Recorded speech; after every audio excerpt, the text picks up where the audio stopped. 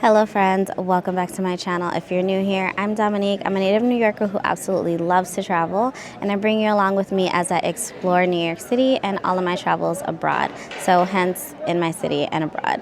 This trip I am in Iceland. I'm very excited for this trip. If you saw my Finland vlog, you know that we did not see the Northern Lights, unfortunately, and since then I've been wanting to chase the aurora. So I thought, you know what, let me come to Iceland, and I'm very excited to be here. I'm going to be here for 3 nights and 4 days. I have a pretty packed itinerary, and it's currently 17 degrees in New York City, and you would think that I would leave and go to an island, but no, I came to somewhere just as cold as New York is right now. So right now I just landed and it's about 7:10 in the morning, and I'm heading straight to Blue Lagoon, and then we're going to explore Reykjavik today.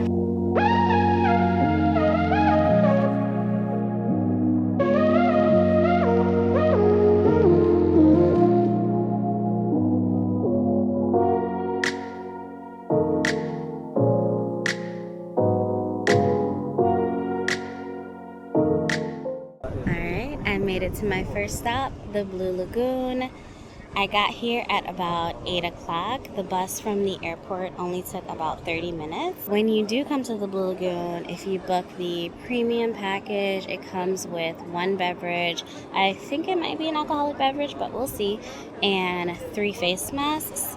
There are also some saunas and steam rooms throughout the area, so you're not just confined to the lagoon. There are other areas that you can explore. There's also a cold plunge, I believe. I dipped my toe in it and I was like, nope, get me back to the warm real fast. So yeah, I think I'm gonna be here for about 3 hours before I head to Reykjavik. But again, I got here at 8 and it's really not packed at all.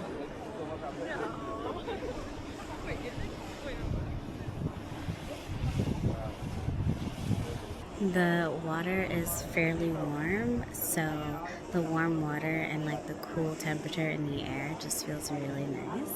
Let's go see what these face masks are looking like. It comes with 3 face masks, right? So we have a 3 mask ritual. Normal skin, we're gonna start from the scrub, lava scrub. But if you have sensitive, we recommend to start from sleep. Normal skin is fine. 2 minutes, gently rub it, rinse it, and come back for another part. Okay. Thank you. Thank you.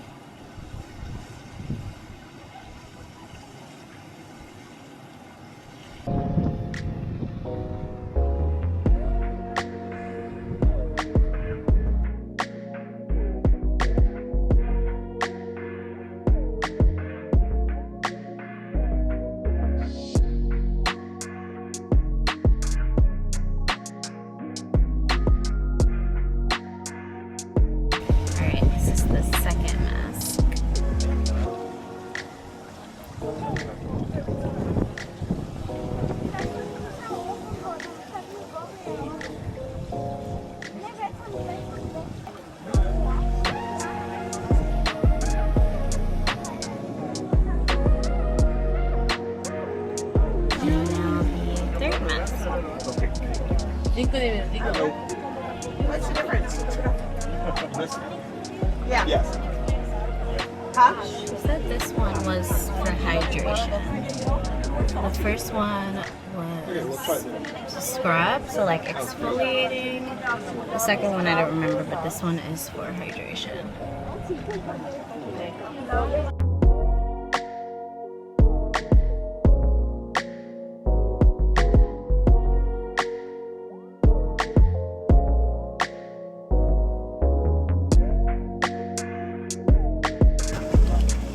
It feels so nice. I could stay in here all day.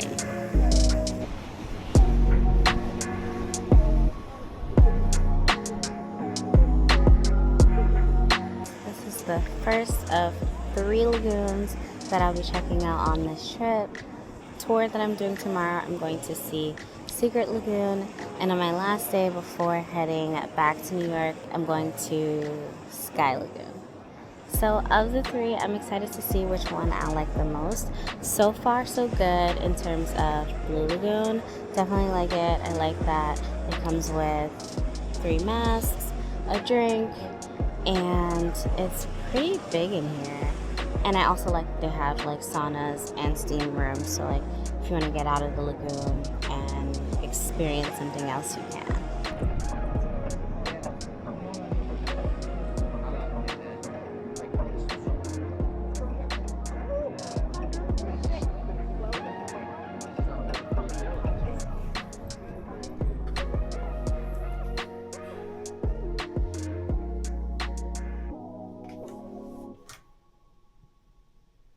Alright, so I'm out and about. I was able to check into my hotel early, which I'm always appreciative of, and now I'm going ahead to get something to eat. Unfortunately, my Northern Lights tour was canceled for the evening due to cloud coverage, and I still have 2 more evenings to try, so that is a plus. But this whole situation with trying to see the Northern Lights and the cloud coverage, I mean, I understand that it is a natural phenomenon, but I'm just like, can I just get a little bit of luck? Just a little bit of luck. I just need to see them one time. That's it. And I'll be good. I'll be happy. I'll be satisfied. So, yeah.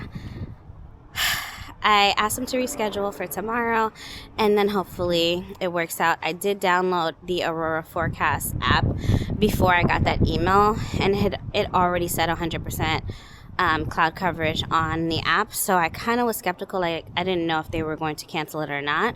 When I was in Finland in Saariselkä, even though the cloud coverage looked pretty consistent for the entire night, he still went through with the tour. So at least they're not like going to waste anyone's time by continuing the tour when we can see what the forecast is saying.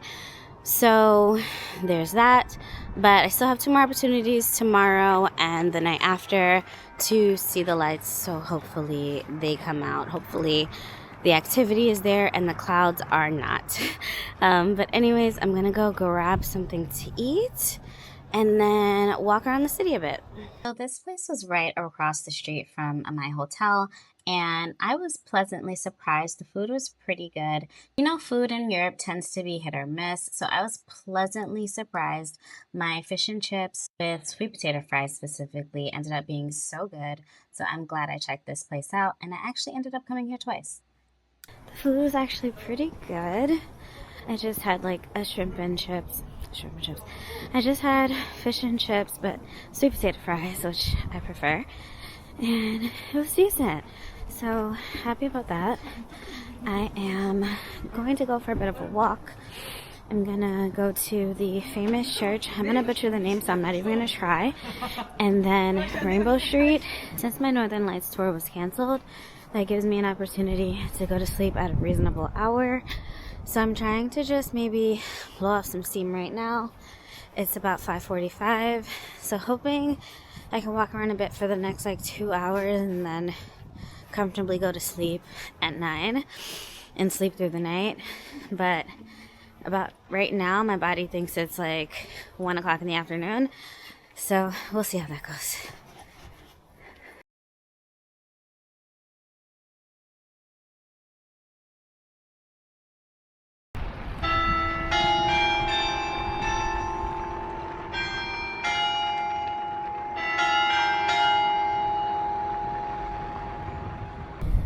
Alright, we made it to the famous church here in Reykjavik.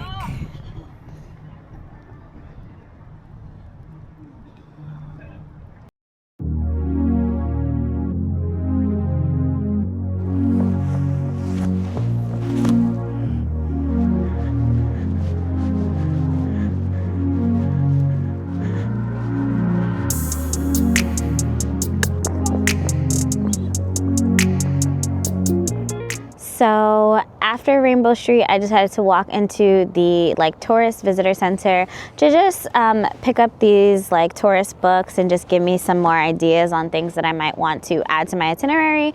And I ended up coming to the lava show.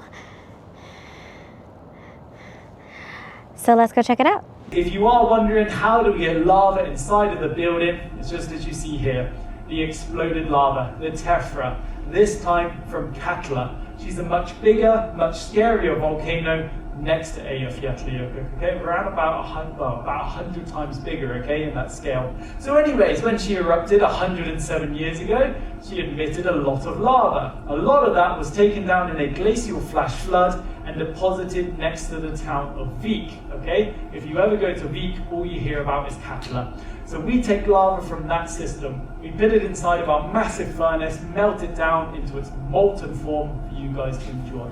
And the most important person in the whole building, our lava melter, Maxim. Round of applause, everybody.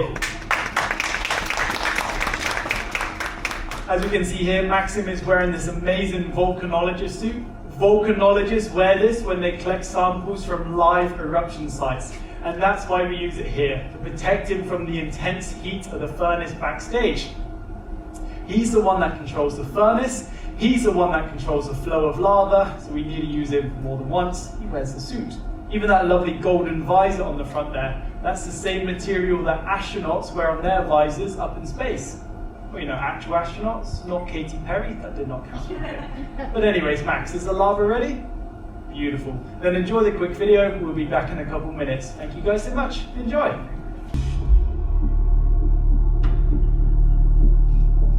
Iceland is one of the most active volcanic places on Earth, with a significant eruption every 2 to 4 years on average. There are more active volcanoes concentrated in Iceland than anywhere else on the planet. Iceland has 30 active volcanic systems, of which 20 have erupted since the settlement of Iceland over 1,000 years ago. There are two main reasons why Iceland has so much volcanic activity. First, Iceland is sitting right on top of a powerful mantle plume that continuously pushes magma towards the surface. Mantle plumes are sometimes referred to as hot spots, and in Iceland, the center of the massive magma plume is nestling right below Grímsvötn, the most active volcano in Iceland. The other reason for Iceland's intense volcanic activity is because of the mid-Atlantic ridge that cuts right through the island. The ridge consists of two tectonic plates that are steadily moving away from each other, about 2.5 centimeters per year. These tectonic movements leave cracks in Earth's crust that make it easier for the magma to reach the surface. The magma plume below Iceland and the mid-Atlantic ridge make Iceland one of the most volcanically active places on the planet. Beautiful Bohoi flow coming down the slide, as you can tell. That is a very good pour of lava. That is going to make a beautiful puddle down there. And this stuff is fluid. This stuff is incredibly hot as well. And as you can see, sometimes you get to see these, called Pele's hairs. Beautiful fine filaments of lava that do form in nature. So when lava goes off the edge of a cliff or mountainside, it can get picked up by the wind. They cool off so quickly as well. If I just hold that there a few seconds, you can see as that heat and light disappears from it. But yes, Pele is the Hawaiian goddess of volcanoes, so it's named after her. However, here in Iceland, we would actually call them Nornahál, or witch's hair, which is very fitting as well, of course. And there we go. Now, as I said, I've got some ice. Let's put it on top of the lava, and we'll see what happens.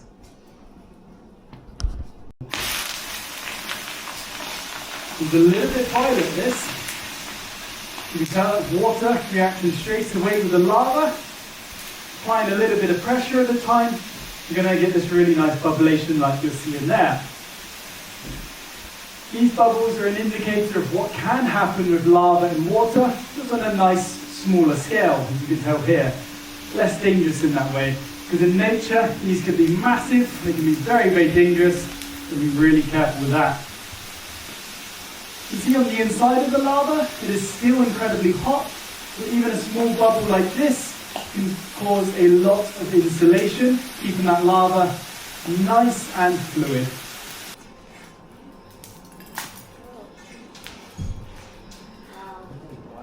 As we can see here, we still have beautiful hot, molten, fluid lava A little awkward to work with there, but there we go. The fluidity is incredible under there, okay? Showing you just again how hot this stuff can really remain for quite a long time as well. The other thing you're going to be seeing with this is, yes, right now everybody can feel the heat of the lava inside of this room. It is quite incredible. But to see it as well is also on another scale. Just seeing how quick a piece of paper ignites on this stuff. Showing you exactly what happens with anything organic touching the lava, okay? So it's a really quick burn, as you can see there. Coming down here as well, still in a fluid state, absolutely. See this beautiful stretch of lava. Showing you again just how hot it is. But the more I work with this, the more it's going to cool down and it becomes quite viscous. I wouldn't say we're like a Pele's hair anymore. No, we're more like a taffy or something. Yeah, like really thick honey or something. It's really quite hard to work with actually. And very, very heavy as well. Oh, it's this new formation of lava we're getting here. This is nothing like you've really seen in nature, because again, we get the rapid cool down, which means that we get this.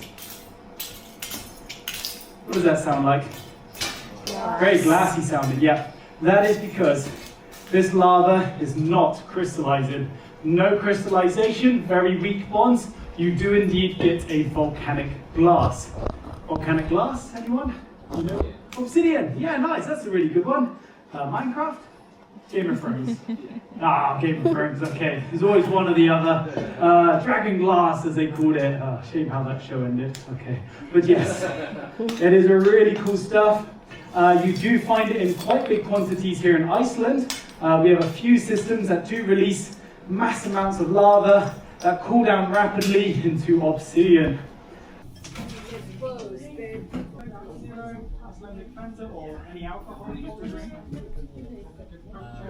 Day 2 did not start at all as planned. My alarm didn't go up, and I woke up to the tour operator calling me, wondering where I was. Instead of doing the Golden Circle tour, I was able to pivot to the South Coast tour, and the day turned out great. I think yesterday went rather well. I really enjoyed the Blue Lagoon and getting a chance to just like ease into the day and ending the night with the lava show. It was hot in there, but a very cool show. So today is a full day tour of the South Coast, and I just made it to the first stop, which is a waterfall. Let's go.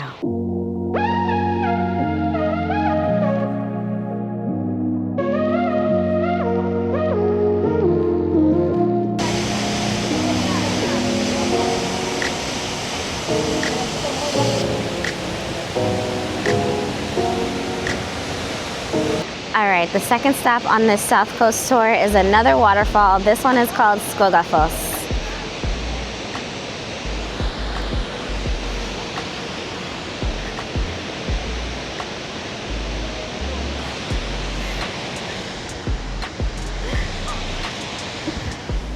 So we stopped in the little town of Vik for lunch, and now we are at our next stop, the Black Sand Beach.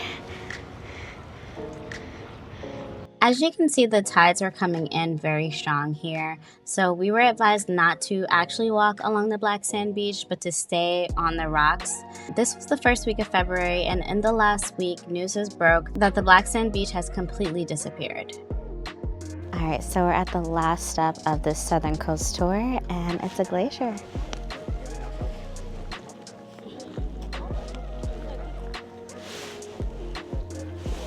You can get closer, but I don't really want to.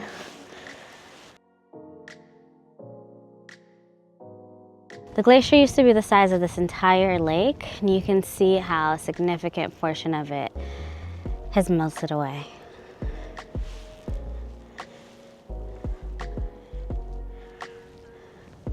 The time has come for a redo of my Northern Lights tour from the one that was canceled last night. So I'm feeling hopeful because the tour wasn't canceled tonight. So hopefully they finally show up for me. We'll see. I booked this tour on Viator. It was a smaller group setting, about a 15-seater van, and the guide took us out. He had hot chocolate and pastries for us, and we sat and waited for a couple of hours for the northern lights to show up. The forecast actually looks really great, which is obviously why they continued to keep the tour. But we sat here for a while before they finally did come out. And once they did, they were only there for about maybe 15 minutes or so. So we rushed to take our photos and just enjoyed it while it lasted.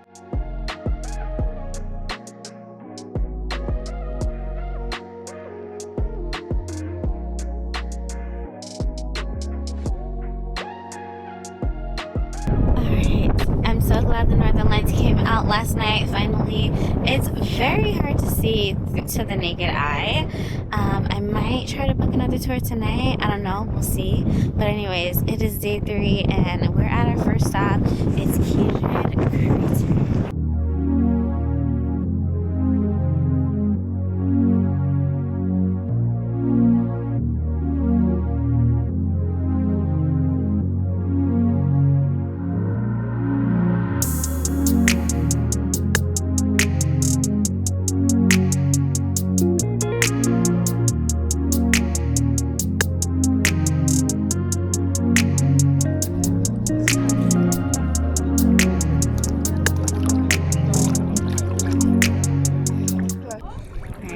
Very chilly today, but the second stop we're able to warm up. This is Secret Lagoon.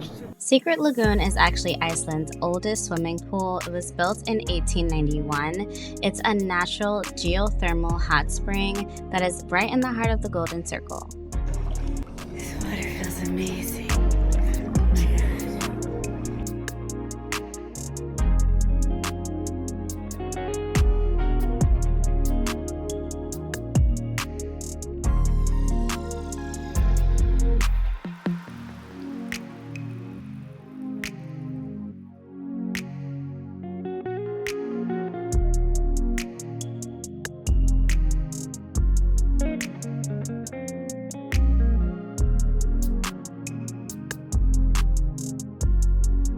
We made it to the next stop and it's the Geysir.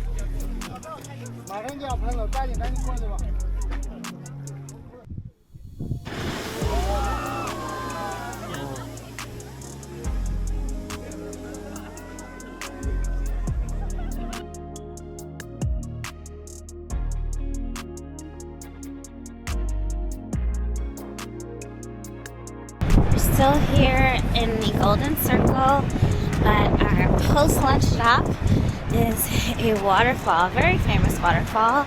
This is Skógafoss.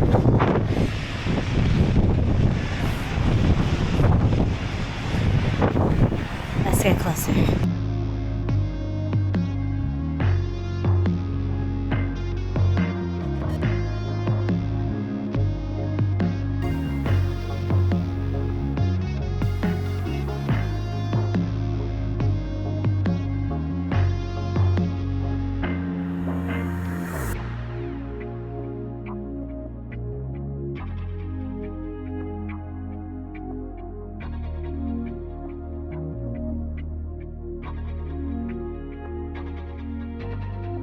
Hi. Here. Hey.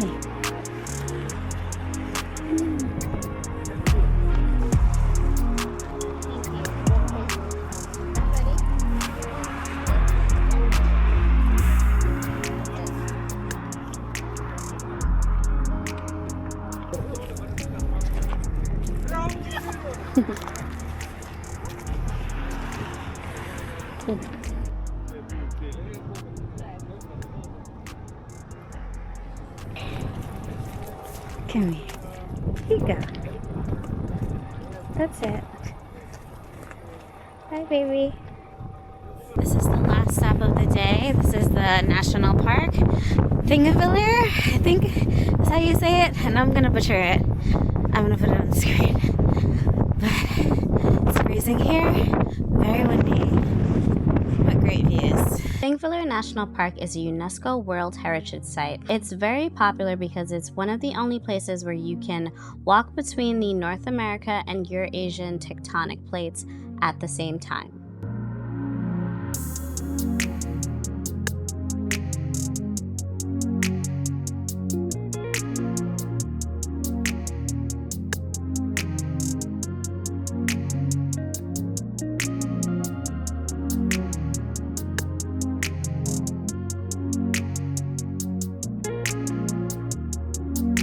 So for my last evening in Iceland, I decided to take myself to dinner at a very nice traditional Icelandic restaurant. The food was really good. I ordered the 3-course meal and I had 2 glasses of wine. It was pretty expensive. This came to about 150 USD. I'm not mad at it. I enjoyed myself and I needed to buy some time before my Northern Lights tour. I ended up booking another Northern Lights tour because the forecast looked even better than it did the night prior. And lo and behold, I go on the tour and the Northern Lights did not show up. So I think I'm officially retiring from chasing the Northern Lights. My last stop before heading back to New York was Sky Lagoon. Of the 3 lagoons in Iceland, Sky Lagoon is the most luxurious. They have a 7-step ritual that starts with the lagoon, a cold plunge, sauna, cold mist, body scrub, a steam room, and finally a relaxing shower before you head back into the lagoon. I liked all of the lagoons for different reasons. This one is actually a bit closer to Reykjavik, so to me a bit more accessible. It was only about a 15-minute drive. This one is probably my favorite, to be honest, though, because it's just so luxurious. The views are amazing. The lagoon has an infinity ledge that overlooks the ocean. It's just beautiful. Oh my god, just standing out here is enough of a cold plunge. I'm gonna skip it.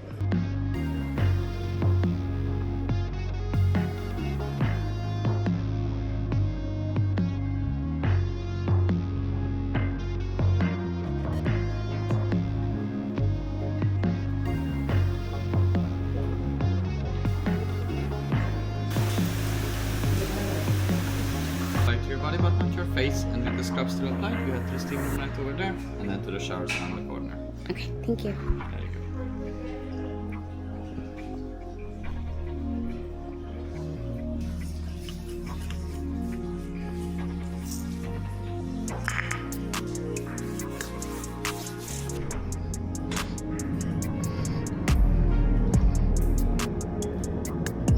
So here we have the Icelandic crockery sap mixed with Icelandic herbal tea and lemon juice. This drink full of vitamins, especially vitamin C and vitamin A. This is antioxidant. Okay. Enjoy. Thank you.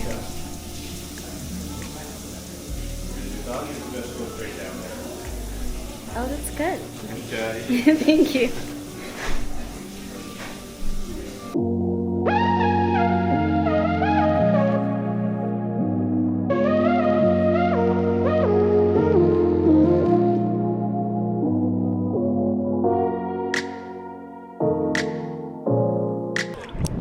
Didn't come. I'm glad I came.